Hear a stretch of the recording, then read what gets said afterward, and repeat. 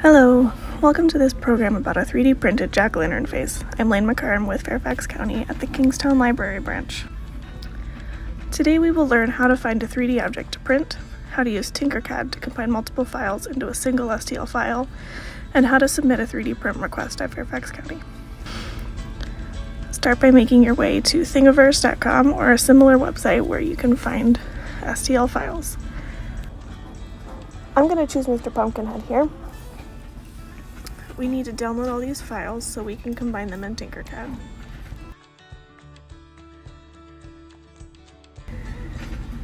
First step is to open the project in Tinkercad. Tinkercad's a free website, so go ahead and make an account and then start a new project. The first thing we need to do is edit the grid so that we know we are not making a file that's bigger than what our printers can handle. I'll show you where to find the printer specs in just a second. From the library's homepage, scroll down and toggle the Research Center. Click on Research Guides, and then 3D Printing. This is our Get Started page. You can see the list of libraries that have printers. Read through this information, and when you're ready, click on the Terms of Use and Agreement.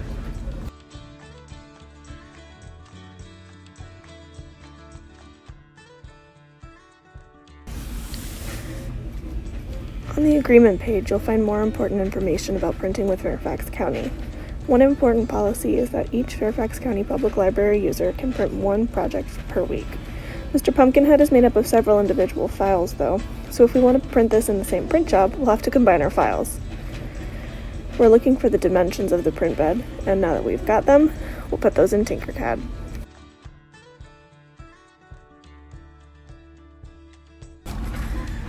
Now that we have our dimensions, we can edit our grid in Tinkercad to make sure that we have the right size.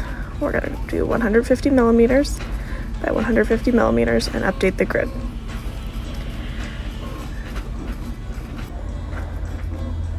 We're going to import the shapes that we're going to use, and then we will edit them into the file.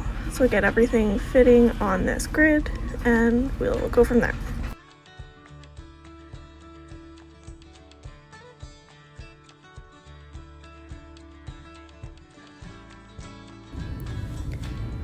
If we rotate the bed, we can see more about these shapes. 3D printers print one layer at a time from the print bed up. The way the shapes are currently oriented means there will be a very small area touching the print bed, and then suddenly when it gets high enough, it'll print a large layer over empty air. Unfortunately, that won't work. If a layer doesn't have anything to stick to, it will just turn into a blobby mess of filament. There are ways to work around this problem, but fortunately we don't have to do that with these objects. You can see in Cura, the program that we use for slicing, what this really looks like for the printer.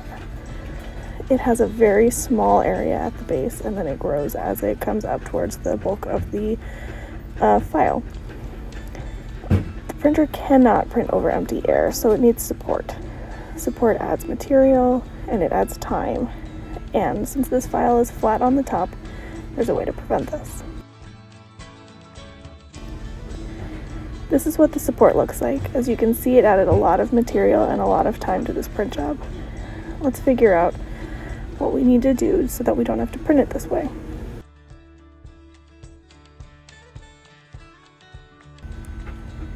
The easiest way to make sure your print prints well is to have the largest, flattest portion against the bed.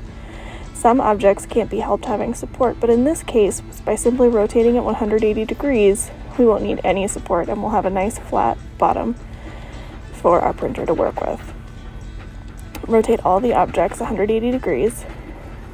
You could use these toggles to use your mouse to turn it, but we want to make sure we're accurate, so we'll type it in.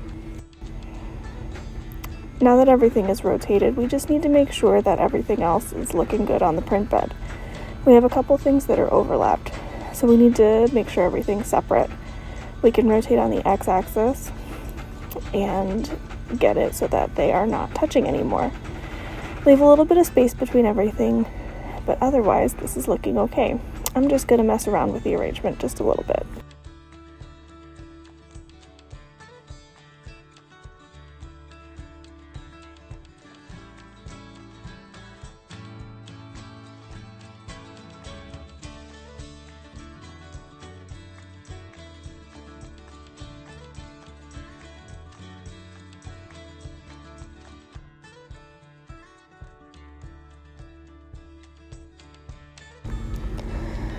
We've arranged all of our objects, so now we're just going to export it as an STL file.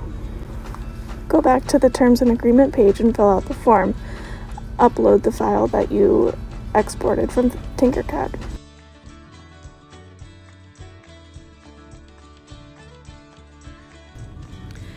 You can add comments about your project here. If you have the original source link, that may be helpful to the librarian working on your project.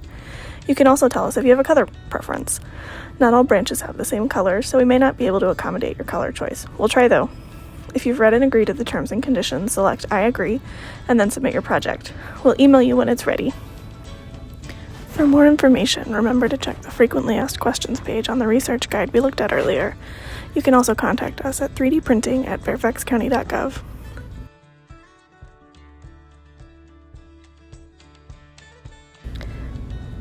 Thanks for printing with us. We look forward to your submissions.